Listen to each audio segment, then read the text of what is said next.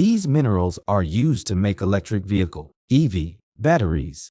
As soon as his fanny hit the chair in the Oval Office on his first day, true to his campaign promise to the Green New Deal zealots, Biden declared war on fossil fuels, all of them, and the price of oil went ballistic. With a total lack of moral courage, he tried to blame everything and everybody but his own policies. As we know, the price at the pump was increasing before Russian troops ever strapped on their helmets and headed toward Ukraine.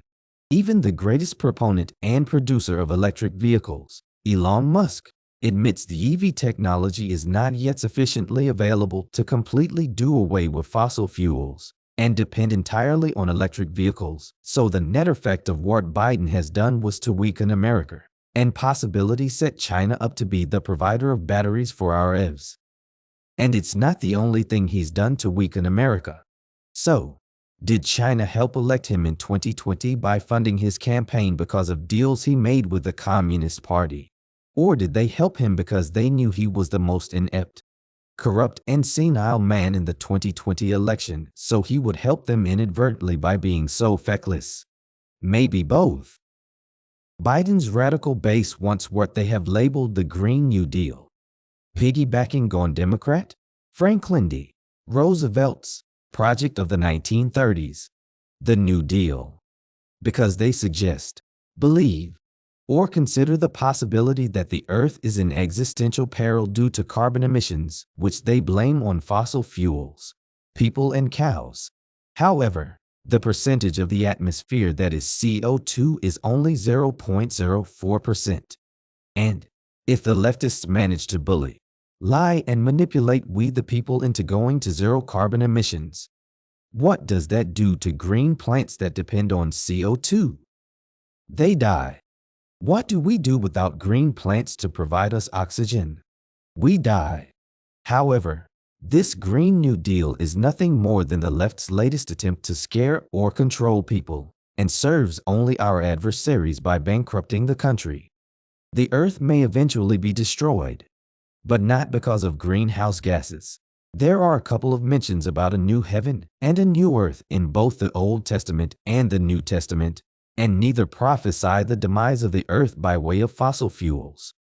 As a side note, carbon dioxide is also what intelligent, educated, discerning people call plant food. If you look at NASA satellite photos, they show the earth is actually getting greener because of CO2 emissions, which is a good thing because all those plants growing in the evergreening world make oxygen for us to breathe, and most of us like to breathe. In fact, we're pretty good at it, and we get a lot of practice. But if CO2 is as bad as the socialists want us to believe, I hate to think what will happen when they finally realize that we the people, all 8 billion of us, breathe out CO2 every time we have a normal respiratory cycle. We have to wonder how they plan to control that or what they intend to do about it. Regardless, if science is right, here's something to factor in. Matter can neither be created nor destroyed. So carbon has always been here, and we the people, and cows, are only shuffling it around. Anyway, sensing that the sky is falling, brain-dead lemmings and climate alarmists insist on doing away with fossil fuels and going to solar and wind to power the planet. Free energy is a nice fantasy, but not very practical. In point of fact, physicists teach that it is impossible. Think about it. If gasoline goes to $8 or $10 a gallon, or more, the majority of Americans won't be able to afford to fill their tanks. Literally, but that's what the climate zealots want. To make fossil fuels so expensive, we have no choice but to drive electric vehicles despite the NASA proof that we're already going green by doing nothing different. But that's not what they want to talk about.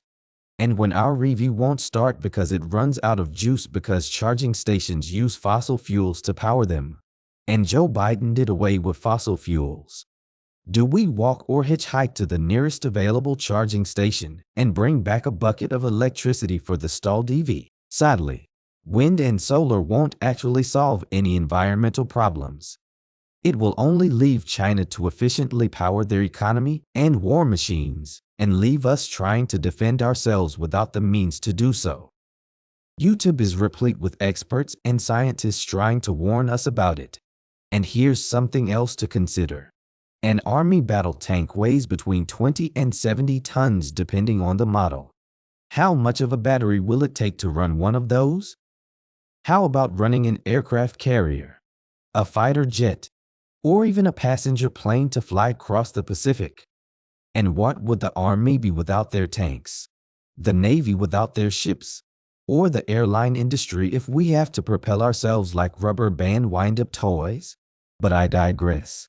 With China controlling all the production of batteries, we will become slaves to their whims, or they will cut us off, and our entire economy would grind to a halt. Didn't Biden say China believes they will own us within 15 years? Then, without China, we can't drive to the grocery store or to work, or to an emergency room, or over the river, and through the woods to Grandma's house. Know this. Thousands of new cars have been known to sit in lots gathering bird droppings because they couldn't be sold. They didn't have the microchips that run them, because the microchips are made in China. When China has the monopoly on the makings of EV car batteries, and if they want to manipulate us, they can cut us off by simply not giving us what we need. They've already noticed that with their monopoly on antibiotics, of which 90% are produced in China, they can already manipulate us if they decide to do so. And if all our vehicles run on Chinese batteries, we can't get to work without driving our EV. And oil companies either can't drill or won't drill because of Joe Biden's disastrous policies. So what happens then? Bottom line, we go back to riding bicycles and horses and driving covered wagons. Then China has us over the proverbial barrel. They do tend to plan long term, so they seem to be seeking to dominate our entire energy sector. If you scratch Joe Biden, you find Xi Jinping. So if Biden's war on oil forces us to buy electric cars with Chinese batteries and, thus, we get into battery slavery, as they used to say in the Old West, get a rope and a tall tree. Here's something to think about as the cherry on top. Joe Biden is trying to kill the fossil fuels industry in America and is pushing electric cars by executive fiat. One of the main parts of the batteries that run an EV is also cobalt, which is mined almost exclusively in the Democratic Republic of the Congo, often by child labor. And a Hunter Biden company was involved in helping China buy a cobalt mining business in the Congo, and China already owns the majority of such mines in the Congo. Hence, there are more dots to connect.